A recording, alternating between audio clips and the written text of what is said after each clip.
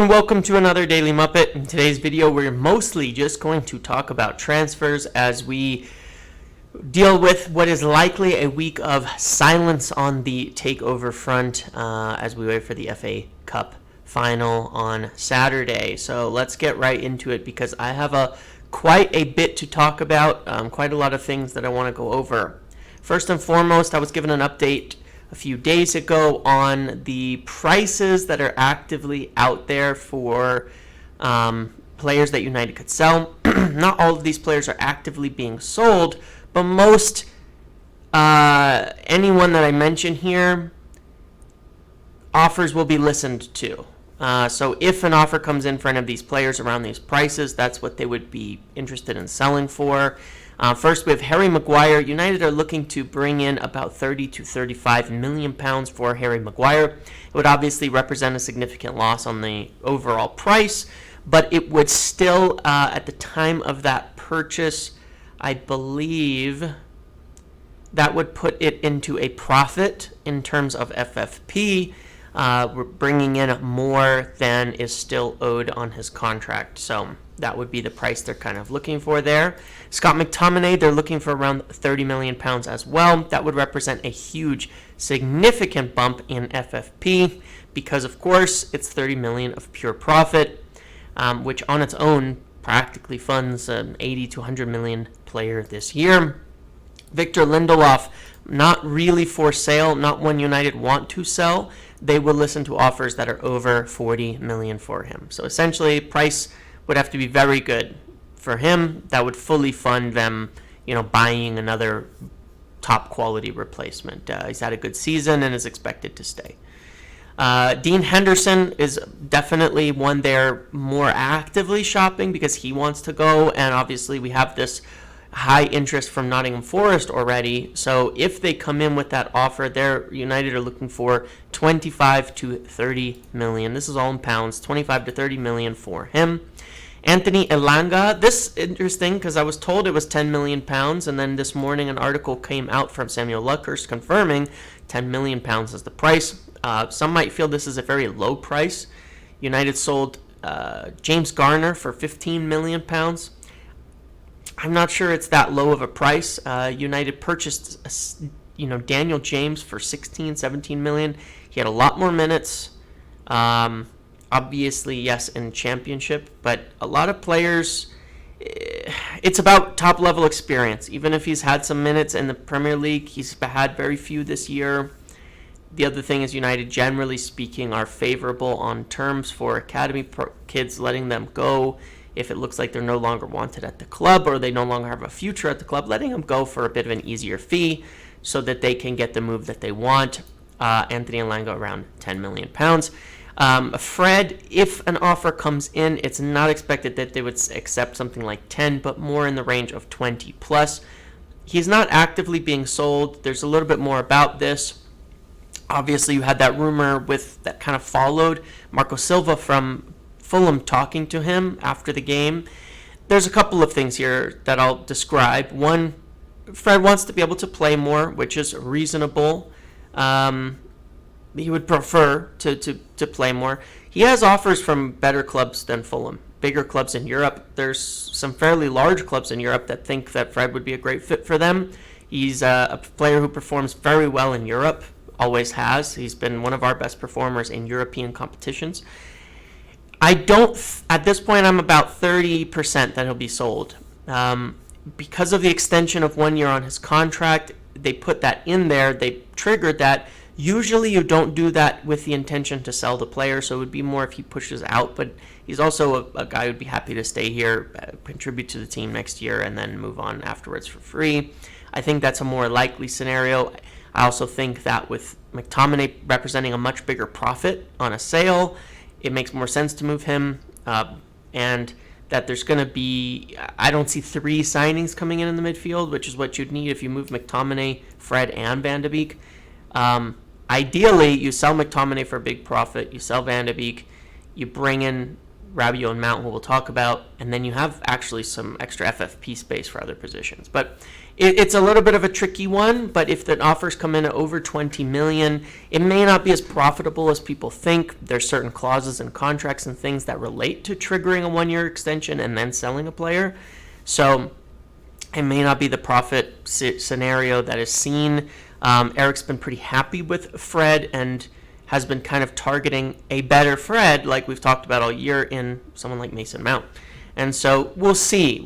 It really is going to be dependent on the summer. It's not that they don't want to upgrade and that long term there isn't an upgrade on Fred. I mean, they're definitely upgrading on him, but overall, I don't know it's going to get that far to replacing him as a very useful squad player this summer, but more likely for free in the next year at the moment. But they would listen to offers over 20 million for him. And then Bailly, Tellez, Williams, Van de Beek, and Martial, what I'm told is any fee that gets them off the books, they'll take it. Anything that will get them off the books, they will take it. So we can see Anthony Martial also injured somehow, again, prior to the FA Cup final. But with any of those players, anything that gets them off the books will be accepted. The wages cleared is a bigger priority. So that is the sale prices, and I think that there's a goal to price the players a bit more reasonably to ensure they can actually get some of these sales done, because there's a lot of flexibility in spending if we can even move a few of them, especially the Hendersons, the McTominays, Maguires, people who are on decent wages, that type of thing. Diogo Dalot this morning signed a new deal. United Plug on Twitter was the first one to tweet this out. We spoke around 3 a.m. my time very briefly. Diogo Dalot and his agent were in Carrington, which is around 10 a.m. UK time, signing the contract. It's done. It's announced by United. And I think the indication here is some of what I've heard through the year, which is that the right back thing isn't a big priority right now. I think Erik ten Hag is actually quite happy with Wan-Bissaka and Dalot. I think Wan-Bissaka probably starts the final. I think he's happy with both. I think Diogo Dalot gets the new deal. He's a good possession player. I think Wan-Bissaka, based on how the next year goes, then next summer they decide, do we sell Wan-Bissaka or extend him? Are we happy with the 1-2 punch of the the different things they offer? Or at that point, do we sell either of them and provide an upgrade? So I think Erik ten Hag's pretty happy with both. And I think part of it ties into the next point, which is reported by ESPN today. And I find this very interesting, and I find it probably very true, which is that this center back is not a priority. There's been a lot of talk about center backs, and I think a lot of it has been somewhat agenty, like with the Kim Min-jae stuff, that it's a bit over the top. United are aware of these targets. United have looked at different center backs on the basis of one leaving, but it's not a huge priority for spending. They want to spend more elsewhere, especially in the midfield, especially striker. And as we're seeing, as it gets close to the end of the season, more and more stories about that goalkeeper, like I've been hearing for an entire year now, despite all rumors to the contrary.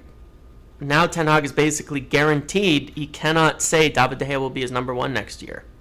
He wants competition for him, and I'll get to the goalkeeper in a minute. But I don't know. They said if the article said if Harry Maguire sold, they may not spend a lot there.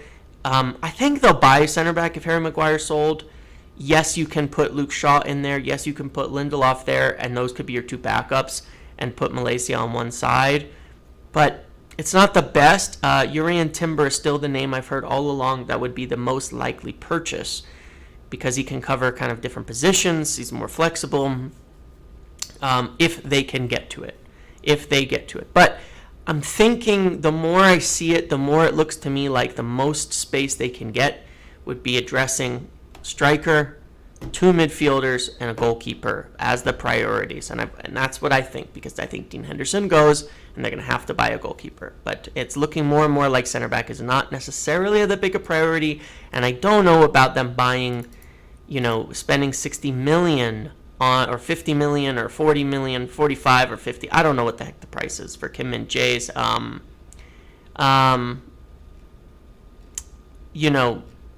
release clause or whatever. It's a lot of money for a backup center back who's not like flexible where Timber can play in kind of multiple positions and Ten Hag knows him. But I just don't see them spending that much because Varane and Martinez are your obvious out-and-out starters. And so that seems to be kind of the plan. Strikers. So I want to talk about a few. Over the weekend, there was a small rumor about Lautaro Martinez, and I wanted to give the information on that because I retweeted it for a reason. I was given a bit of a hint, and this came from a similar area where my Mason Mount news came from, and that's why I didn't want to ignore it. This news proved extremely reliable. Oh, let me just back up 1 second. Pavard. There was a rumor about Pavard with regards to center back. My understanding on that is that is not the case. Pavard would have been recruited as a right back. He's not interested in coming to Manchester United to be a right back. I don't think there's anything in that. So I wanted to touch on that briefly and say that I don't believe that there's something going on there. It was something United had looked into, but it is not something expected to happen. So moving to strikers, Lautaro Martinez. Again, it came from a good source, and I kind of had to dig a bit to figure out because it was a little bit more tangential than the information I was given on Mason Mount, a little bit more circumstantial. And what I got on it was, after digging into it, was that Lautaro Martinez and his agents were actually in London. Not him and his agents, but Lautaro Martinez was in London speaking with Manchester United, speaking, I believe, with Chelsea, speaking with a few other clubs at the same time as some of the talks were occurring around Mason Mount, and so there was a bit of cross contamination, whatever you'd call it, of and that's why I heard about it basically via the Mason Mount connection, and I dug into it a bit more. The agent was there talking to Manchester United. They're interested. He is more likely to stay at Inter or go to Spain, where Atletico and Madrid and Real Madrid both are interested and want him. So don't rule it out, but I wouldn't say likely at the moment. It seems like his priorities would be more elsewhere. But his agent has spoken with United. He is of interest. That's what I could say. And so, one to add to certainly add to the list. Kane, Osimhen, Ramos, Lautaro, Holland. These being the most likely striker signings. I would keep him on that list and just keep an eye on it. The more news has come out, of course, kind of indicating what we've been talking about for a while on Harry Kane, which is that they really, really, really don't think that he's going to leave, but United are going to likely test it and send a big offer as soon as they can after the FA Cup, after the takeover. Send some big offer. They think 100 million does it. I think they'll send something less than that. I think they'll send something like 80 plus add-ons. See what Tottenham do, see if they accept it, see if they reject it immediately out of hand, which is what happened with City and Kane a few years ago.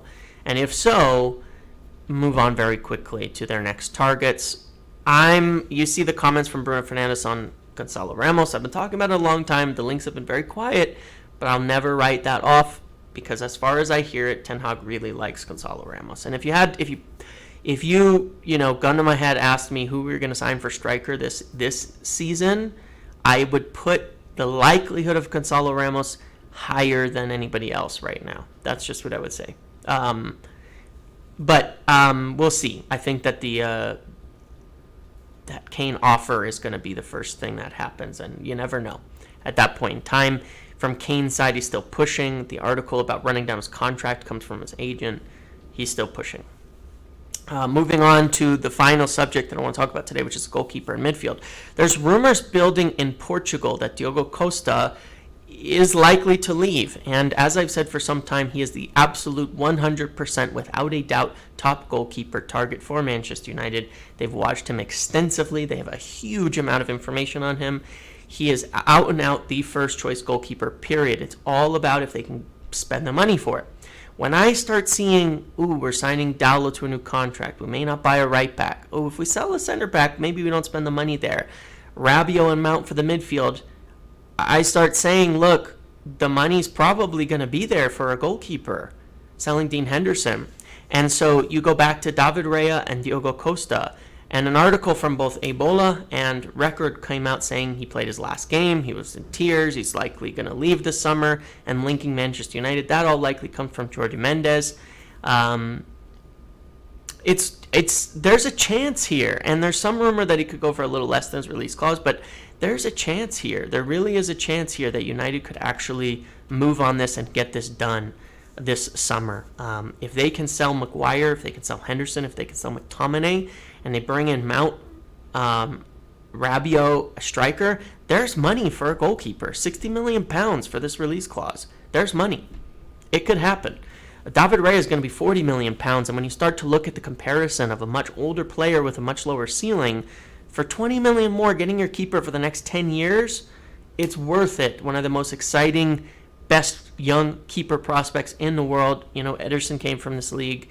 It's worth it. It's worth it. And so I'm starting to lean towards the idea that it could happen. And again, a little more. There's just a little more building. Obviously, if the takeover occurs, that's going to make a big difference. That is going to make a big difference for sure. And, you know, to help extend the money. And that's all it really comes down to is the money at the end of the day. So that's an interesting thing that I would just keep an eye on. Now, moving on to midfield, as I understand it, it's gone well with Mason Mount. I think that this is probably our most likely signing at this point in time. The talks and interest with Rabiot is there as well. I don't think it's going to progress further now until the takeover occurs, because it's about actually placing the bid, or at the very least after the FA Cup. I don't think that this was something Ornstein said that I agree with as well. I don't think they're going to have to wait for the striker necessarily to make the purchase of someone like Mason Mount. There's a bit more money. The finances are not that bad this summer. Regardless, there's some money there, and they could make this deal. They have options for sales and things that mean everything doesn't have to happen in an exact order. In terms of the other target for the midfield, right now it seems like it's still Rabiot. You can see with the targets that are out there, or the other names that are being linked out there, Chelsea and Liverpool and Arsenal are obviously all over them. Declan Rice is still likely for Arsenal or Bayern Munich. Chelsea are looking at Caicedo, Kone, but Ugarte is one that United are getting linked with. As I understand it, he pretty much has a deal with Chelsea, and they expect to get him. Then there's obviously McAllister, who's about done to Liverpool. But Liverpool and Chelsea are going to sign, on top of Ugarte and McAllister, at least one more. And that's between Kefren Thuram, Manu Kone, and Caicedo. I think those are the three main names. And so two of those are going to go to Liverpool and Chelsea. Another one could end up going to Arsenal. United are interested. United are interested in Kefren Thuram. United are interested in Manu Kone to some degree, at least the scouting and looking at him. But I don't know that they're going to go for him. The interesting one, the other name being out there is Lavia, who United have had some contact with, that it looked like Chelsea were going to buy, but they may have moved on from that. So there's names. I mean, when you look at it, Kefren Thuram, Romeo Lavia, Caicedo. Now I'm forgetting one that I just mentioned. Manu Kone. There's enough available players. Not all of them are going to get moves, and United could pick one of them up if they want them, especially if it's a deeper one. Kefren Thuram, who's more like a defensive midfielder. But Rabiot, the advantage, of course, being free, is a much easier hit on the FFP cap. And none in the next 5 years. That's the nice part. You get your contract. You have no purchase price spread over the next 5 years, so it helps for future years of FFP as well. So that's why I think there's a priority there, a little bit more of established player to go along with Mount, Casemiro, but not an older player. So I think it's going to depend on those contract demands from Rabiot. If they can find a deal there, yes. If not, perhaps moving on to it. But anything they don't spend there, they could probably spend on that goalkeeper. So that's kind of the whole picture right now, up to date, of where things are at. I would still say Rabiot, Mount, big offer for Kane early, but more likely Gonzalo Ramos, and then a goalkeeper are most likely signings this summer. Okay, as of now, but obviously things can change rapidly. I have no news on the takeover at the moment. I have my suspicions that I've already laid out, and I'm just going to leave it at that for now. Okay, thank you for watching this video. It's been longer than I thought. Make sure to like, comment, subscribe, turn notifications on. Give me your thoughts in the comments below. I'll see you later.